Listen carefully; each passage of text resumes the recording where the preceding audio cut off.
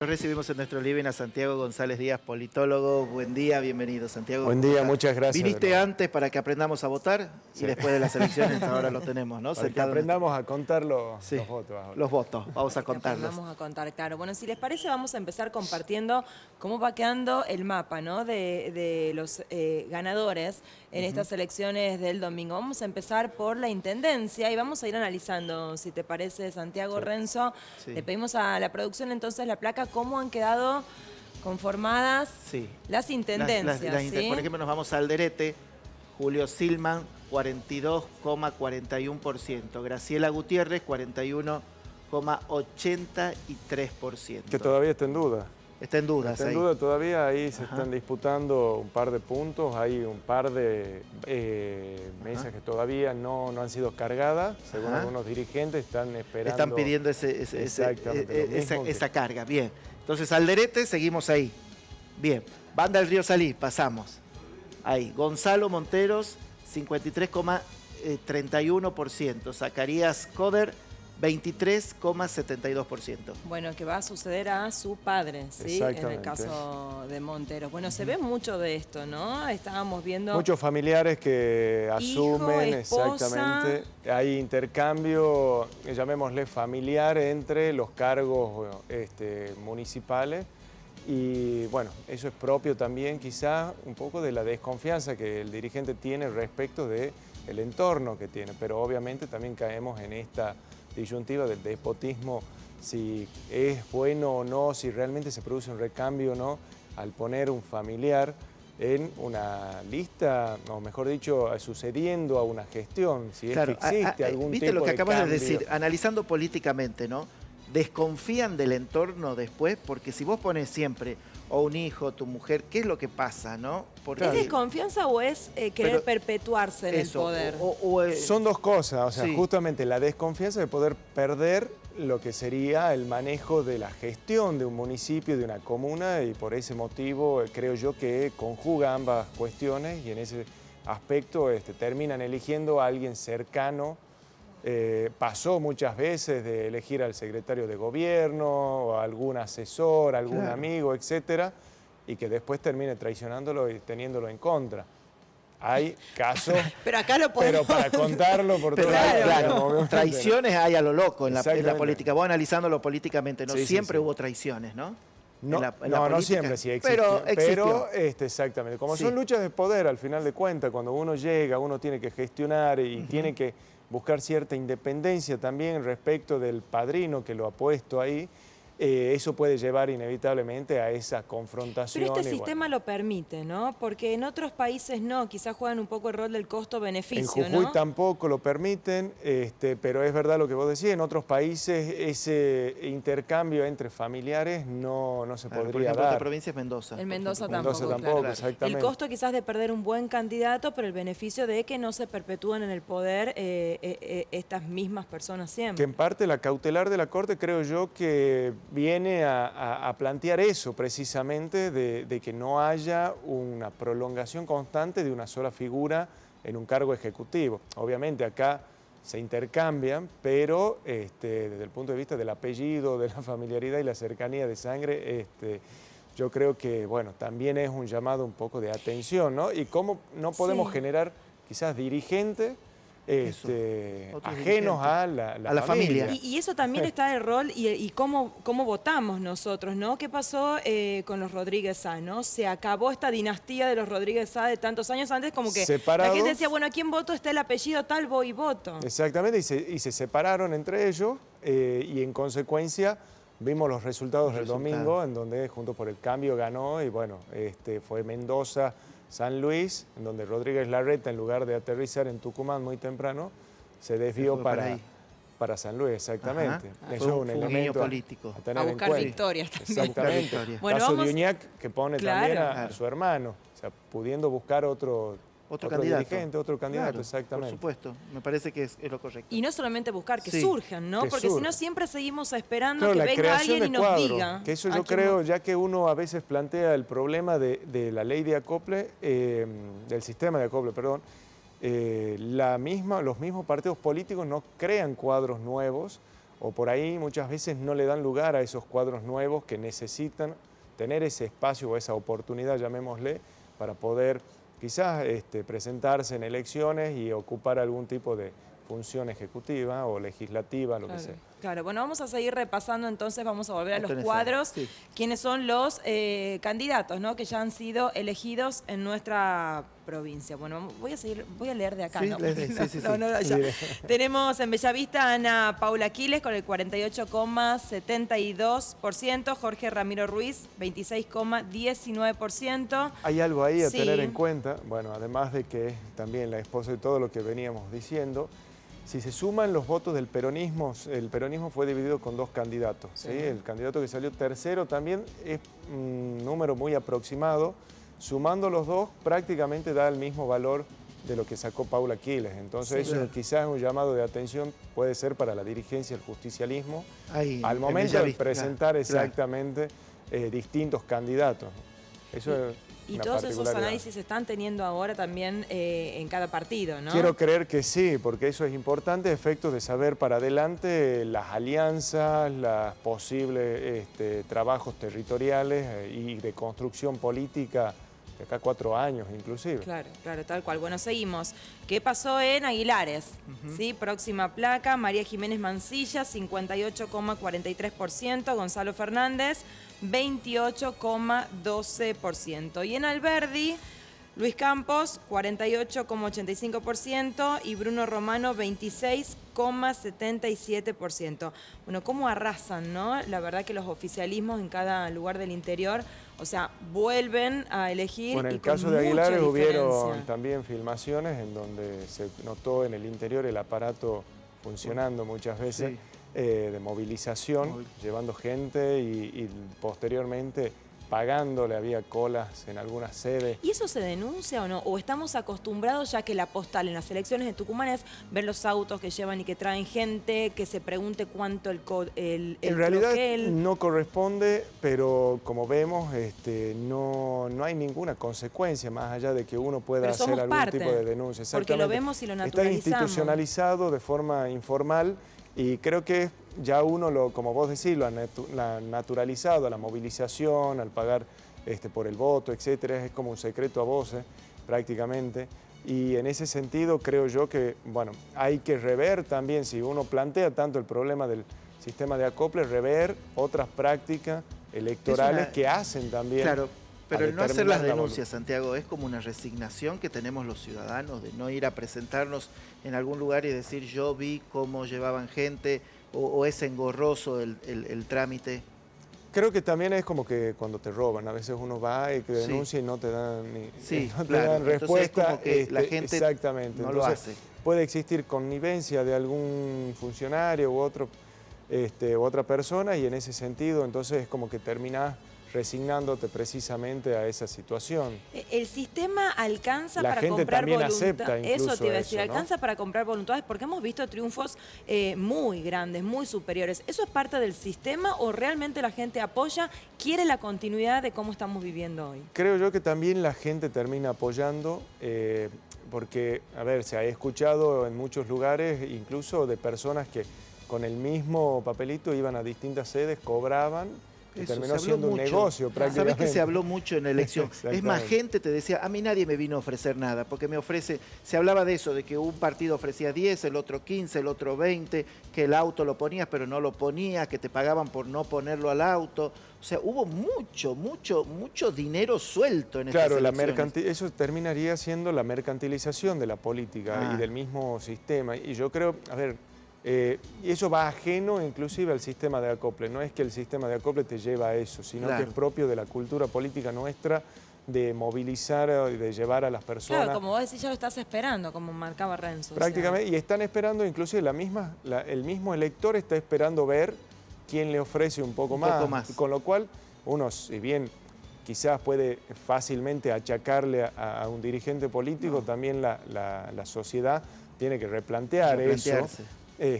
Porque forma parte y espera ese momento para Claro. empezar a pedir a un dirigente al otro y empezar como también a vos hacer decís, algún iban tipo de por negocio. todos lados y por todos los partidos. Exactamente. Claro, y quienes Tiene que lo ver con todo. permiten, digamos, somos nosotros. Exactamente. Es así. Bueno, en Concepción vamos a seguir con Dale. las placas entonces. En Concepción queda Alejandro Molinuevo con el 41,56%, Raúl Albarracín con el 35,77%. Bueno, Raúl Albarracín que hizo un cambio, ¿no? De partido, de Exactamente. bandera política en el tramo final de la campaña. Uno de los más peleados, creo yo, Sí. de las intendencias del interior. Raúl, sí hay que reconocerlo, que tenía una estructura propia también armada, un apoyo por parte de lo que sería el oficialismo provincial y en ese sentido, bueno, creo yo que ha impactado positivamente en el resultado que tuvo. Pero Iba a sí ser se una gran esperaba- derrota si Yo creo que sí, si porque no el ganaba candidato a Molinuevo, ¿no? gobernador, Claro. que es lo mismo que está ocurriendo en Capital. Claro. ¿no? Justamente vos estás en tu bastión, llamémosle, donde vos sos el Donde sos candidato a gobierno, gobernador, claro. exactamente, sos gobierno además, tenés que ganar, por lo menos. Claro, Simbólicamente influye mucho. Ese es un golpe muy duro, ¿no? Exactamente. Sobre todo a los candidatos a gobernador y vice. Y es de más, Juntos yo por el creo que Cambio. esperaban poder sacar mucha más diferencia en el caso de Concepción Es también. donde pones ahí la ficha. Bueno, ¿qué Exactamente. pasó en Graneros? Raquel Graneros con el 55,40%, Susana Ledesma con el 29,70%. Y en Famaillá, Juan Enrique Orellana, 43,53% y Alfredo Zavala, 30,57%. Sí, yo creo que en ese caso no había demasiada, o sea, no se esperaba otro tipo de resultado. En el caso de Famaillá, si bien en su momento Patricia Lizárraga había estado enfrentada. Al pasar junto a José y Enrique Orellana, eso reforzó y claramente lo que se esperaba era que haya una continuidad también, o sea, que gane Enrique Orellana en este caso. ¿Y cuál era el otro que me habías nombrado? Era Graneros, ¿verdad? Graneros, sí. Sí, yo creo que en ese caso tampoco había mucha diferencia. Es más, la misma gente de ahí se dice a sí mismo peronista, entonces, o sea, se identifica con el peronismo y termina votando más que por una persona, un partido político, está más volcado hacia... ¿Se sigue cierta votando por la tendencia. ideología? ¿Está claro qué es el peronismo o ya es solamente un nombre, un color, nos asociamos y Yo y me vamos por ahí? estoy volcando un poco más que empezamos a votar más por las personas, no tanto por una cuestión ideológica ni nada por el estilo, sino hubo en un momento, no vale la pena decir el partido, pero en donde decía si se vota tal o cual era favorecer a otra fórmula, en consecuencia nosotros somos la única alternativa posible, con lo cual te está diciendo que si vos por convicción votás a un partido político estás desperdiciando, o sea, estamos buscando un voto útil prácticamente. Exacto. Sí. Votamos más a la persona y no tanto al partido político, yo creo más que nada porque la lógica desde el 2001 hasta ahora se ha ido constituyendo más que de partidos tradicionales, en un sistema de alianzas y de frentes electorales. Bueno, y eso entonces vamos bien a hablar amplio también a nivel eso. nacional qué va pasando. Bueno, vamos a leer rápidamente todos los candidatos Sí. que han quedado intendentes, los intendentes. En La Cocha quedó Leopoldo Rodríguez, 61,54%. ¿Quién le gana a Daniel Hoffman con el 19,69%? En Las Talitas, Nájar, 31,18%. Y Morgenstein había sacado el 23,47%. Vamos a Monteros. Que ahí están enfrentados justamente, es una sola familia enfrentada, que es Sí. lo que hablábamos anteriormente, o Sí. sea, esa dificultad inclusive de poner un familiar y que no sabes si te va a si te traicionar. vas a pelear después. Es así. Es para serie de Netflix, Sí. chicos. Montero, Serra con el 52,58%. Juan Ruiz Moreno sacó el 33,98%. En Tafí Viejo, María Alejandra Rodríguez, 38,21%.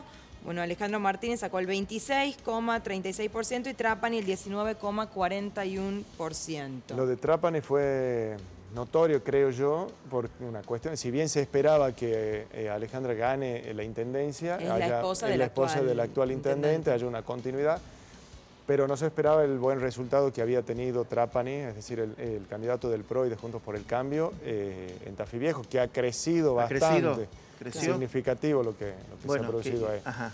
Claro, y es una de las pocas intendencias que tiene un tercer lugar significativo, ¿no? Exactamente. Las otras Las estaban otras más están disputados mucho entre dos. más polarizadas. Bueno, para cerrar, Tafí del Valle, Caliber 51,24% y Yapura Astorga... El que estaba. Y Yapura Astorga ya intentaba Sí, volver, sí. sacó un 21,70%. En Yerbabuena, Maquiarola sacó el 50,37%, es una de las pocas intendencias con tanta diferencia entre Juntos por el Claro, Cambio. Yerbabuena. Sí. Y Albahaca sacó el 24,49%. Que más o menos retuvieron la cantidad de... La particularidad de Yerbabuena se mantuvo en cantidad de votos relacionado con la anterior. O sea, hubo una continuidad, prácticamente no hubo ninguna modificación. Lo interesante va a ser ver la composición del Consejo Deliberante, que hasta cierta hora, no he revisado ahora si hubo alguna actualización, pero era prácticamente entre 8 y 9 concejales partidarios o que iban Juntos por el Cambio, que integrarían el Consejo ante uno o dos que están en disputa ahí del peronismo. Claro. ¿Vale? Bueno, pierde una banca el peronismo en Yerbabuena. Bueno, tendremos para analizar, pero un montón. Un montonazo. Burruyacu, Leal 83,21%, Carrizo 6,8%, bueno, es muchísima la diferencia. Demasiado. En Lules, Albarracín 41,57%, DIP 29,58% y finalmente en Trancas queda Moreno con el 66% contra Cairuz, que tenía el 25,20%. Y por ejemplo, la legislatura. Hablemos ahí rápidamente, ¿no? Va a quedar moderada, va a tener... Lo que se estaba viendo hasta el momento es que iba a haber mayoría del justicialismo, es decir, sumando lo que serían todas las listas del justicialismo, pero obviamente hay una caída bastante notoria de Ricardo Bussi, que Fue uno de los grandes Exactamente, derrotados. se calculaba prácticamente que podía rondar entre el 9 y 10% de intención de voto, lo cual no se dio. Se volcó, creo yo, en ese sentido hacia Juntos por el Cambio. Algunos dicen que también para un voto más duro hacia Osvaldo Jaldo y Miguel Acevedo.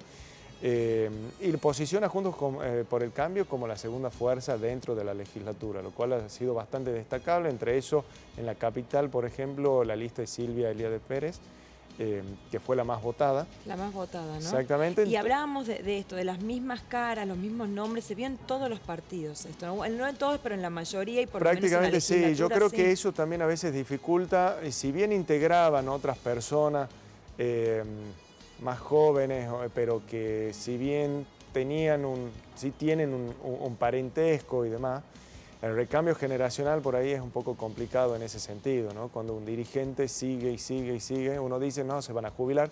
En política es muy difícil jubilar a alguien, salvo que esa persona... ¿Venga del sector privado quizás? No solamente, puede ser que venga del sector privado o que él mismo decida irse, lo cual son gestos de grandeza bastante importantes que hay que esperarlo. Te hago una pregunta de la legislatura, ¿no? Porque por lo menos los primeros candidatos, ¿no? Los nombres que asumieron, que van a asumir, ¿no? Son pesados, son nombres con mucho peso, eran exintendentes. Si asumieran, porque también hay que esperar, están esperando el juego político, bueno, si asumieran, ¿cómo sería? Porque todos van a buscar un protagonismo.